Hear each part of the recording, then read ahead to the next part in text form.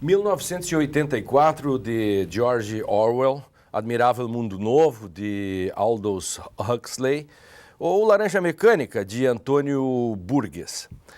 Essas são ficções que têm muito em comum.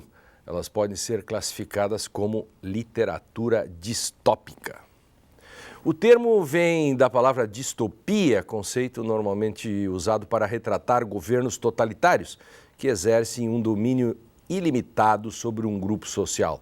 Ou seja, é uma expressão usada para retratar uma realidade construída no sentido oposto da utopia, que, por sua vez, prevê um sistema ideal.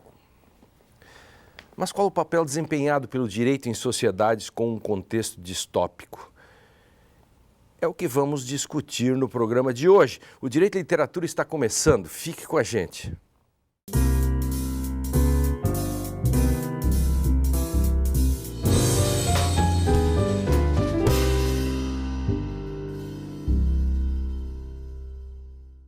Olá! A partir de agora, você acompanha um debate feito por renomados intelectuais de diversas áreas do conhecimento. Eles vão nos ajudar a entender questões que atravessam o direito e a sociedade contemporânea por meio de obras literárias. No Direito e Literatura de hoje, que tem o apoio do Programa de Pós-Graduação em Direito da Unicinos, vamos discutir o assunto distopias. E para isso recebemos no estúdio Henriette Caran, professora de Letras da Universidade Federal do Rio Grande do Sul, Heloísa Capovilla, professora de História da Unicinos, e Drayton Gonzaga de Souza, professor de Filosofia da PUC do Rio Grande do Sul. Olá, sejam bem-vindos. E vamos começar pela Henriette. Qual é o livro que você indica para nós encetarmos a discussão que você trouxe? Não. O livro que eu trouxe foi o Ensaio sobre a Cegueira, do Saramago, né? Um livro que eu considero uma narrativa distópica atípica. Né? Assim como nós já conversamos quais são os livros que cada um trouxe, né? Também as escolhas da Heloísa e do Drayton não são essas narrativas clássicas, né? E acho, inclusive, que isso pode fazer parte da nossa discussão. Quer dizer, o que mudou? Por que essas narrativas distópicas estão tendo hoje, né, outros temas de fundo, né, e figurativizando situações diversas daquelas clássicas, né, que são mais próprias da ficção científica, né, ou então dos sistemas totalitários, como tu referiste agora no início do programa. E por que o Ensaio sobre a Cegueira seria, assim, distópico? Na verdade, a narrativa distópica ela vai se caracterizar por essa projeção para o futuro, né? Via de regra numa época não determinada, também via de regra num lugar não definido, e que vai funcionar como uma crítica à natureza humana, ou uma crítica aos sistemas totalitários. Que no caso é bem o contrário da utopia. Que é a idealização, a exaltação de uma espécie de modelo, né? Perfeito. Aqui não, aqui o leitor vai sempre se deparar na narrativa distópica, vai sempre se deparar com um mundo pior. Isso. Né? Pior do que aquele mundo em que ele No caso do Ensaio sobre a Cegueira, é uma espécie de estado de natureza. Sim, absoluto. Né? E também isso é uma coisa que a gente pode voltar a conversar, né? Quer dizer, e será que alguma vez nós saímos efetivamente do estado de natureza? Então, Drayton, bom, você trouxe o quê? Eu escolhi uma obra do Ray Bradbury que se chama O Homem Ilustrado. O autor é mais conhecido pela obra Fahrenheit e eu escolhi esse texto, que são uma coletânea de contos, são 18 contos, e eu peguei especificamente o primeiro, que na tradução para o português ficou A Selva. E o que significa o Homem Ilustrado? O livro trata de um encontro do narrador com um homem, numa tarde quente, em setembro, em Wisconsin. Ele se depara com uma pessoa e à noite ele constata que o homem ilustrado ele tem o corpo perpassado, repleto de ilustrações, de tatuagens. E essas tatuagens, elas não podem ser erradicadas do corpo do homem ilustrado.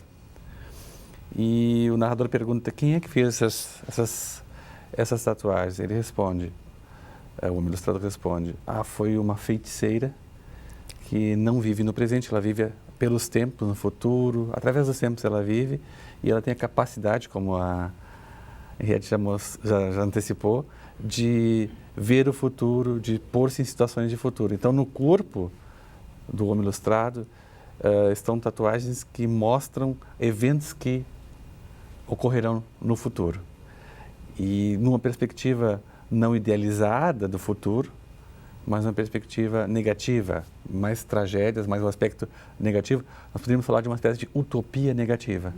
Daí a distopia. A distopia, exatamente. E o ilustrado é interessante, né? Se nós pensarmos na ilustração, pensarmos nas marcas, aquilo que não sai, e aí pensamos até no homem sem qualidades, do Musil, no sentido do homem que precisa se livrar dos atributos, né? Do passado e tentar ver o novo, e no caso não há perspectiva.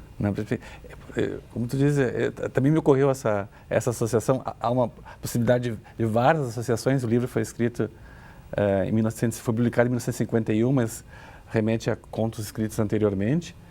E eu fiquei pensando nesse ilustrado, porque isso me chamou logo a atenção. Esse ilustrado, porque para nós tem ilustração, iluminismo, aufklärung, as luzes, depois vamos tratar sobre isso também, né? Foram associações de leitura ao deparar com um texto que é muito interessante e escrito, como disse, publicado em 51, depois tornou-se filme em 69. O autor não ficou muito satisfeito com o filme.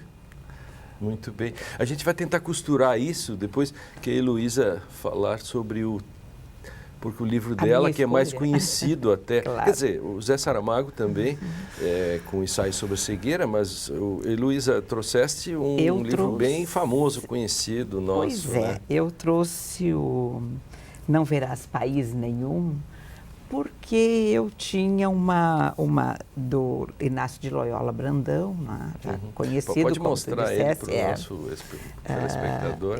Aqui. E ele é um livro, realmente, é da década de 80, era no início dos anos 80, mas a minha perspectiva foi buscar alguma coisa sobre o Brasil.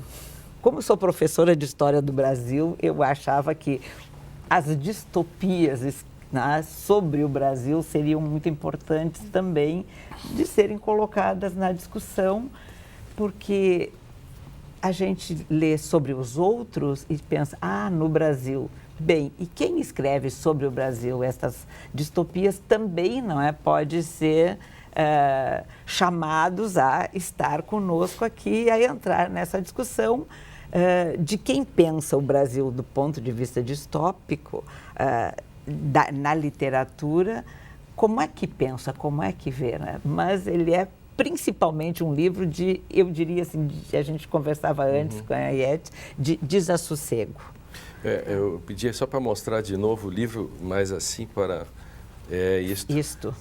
Esse é um livro, e o nosso personagem Souza, né, desse livro, né, quem lê esse livro, é um livro muito antigo, né, da década de 80, escrito ainda, né, durante a ditadura militar. Sim. Ele faz essa ligação e de um total pessimismo, né? Completo.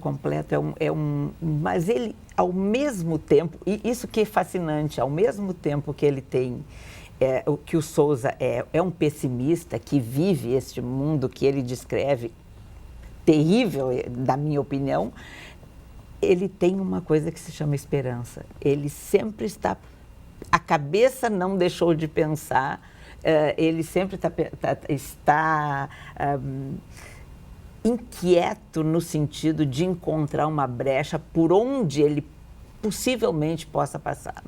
Em comum, então, nós teríamos aí sobre os textos A Selva, Ensaio sobre a Cegueira, Não Verás País Nenhum, uma espécie assim, de um paradoxo que, ao mesmo tempo, você tem a distopia, o caos, um pessimismo, mas isso só é feito porque, no fundo, o autor aponta para uma saída. Não necessariamente. Não necessariamente. Não, No caso do não tem Brian, nenhum Não há otimismo. saída. Não, Não há saída. eu acho que No meu aqui caso. também ele não encontra uma saída.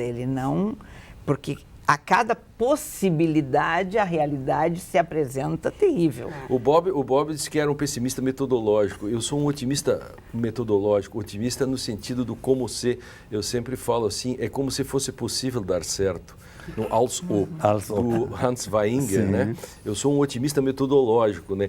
Então, mas o que tem em comum nos livros é... Eu acho que tem um elemento em comum que é importante para a isso. gente pensar do ponto de vista da função da literatura. Primeiro elemento, né? Boa, Acho isso. Tá? Isso é Então, muito assim, importante. como a Heloísa falou, existe um mal-estar. Essas literaturas provocam, esses textos literários provocam o mal-estar. Quando a gente pensa na literatura, a gente diz, bom, por que se lê literatura, né? Em função do deleite, né? Então, literatura com uma Quase função sempre, de prazer. lógico, Ou então se lê por evasão. A realidade dos livros, a realidade imaginada nesses cenários literários é muito mais interessante que a nossa. Né? Aí o Wolfgang Iser, que é um teórico da estética da recepção, vai dizer assim, e ainda o leitor está lá usufruindo dessa realidade que ele jamais viveria em absoluto estado de tranquilidade. Mas também ela pode ser uma forma de conhecimento. Eu só quero pedir para vocês guardarem isso para o outro bloco. Nós temos ainda 3 blocos, tranquilo, para falar sobre isto que a Henriette está encetando, né? Porque nós logo vamos ver que se nós falamos desse pessimismo todo, ou terra arrasada, ou distopias, é porque fica sem direito. E que direito as pessoas têm? O Direito de Literatura faz uma pausa para um rápido intervalo, mas na volta a gente continua a discussão sobre o tema de hoje, distopias. No próximo bloco vamos falar um pouco sobre a origem desse conceito e o modo como a literatura trabalha com ele. Nós já voltamos um instantinho só.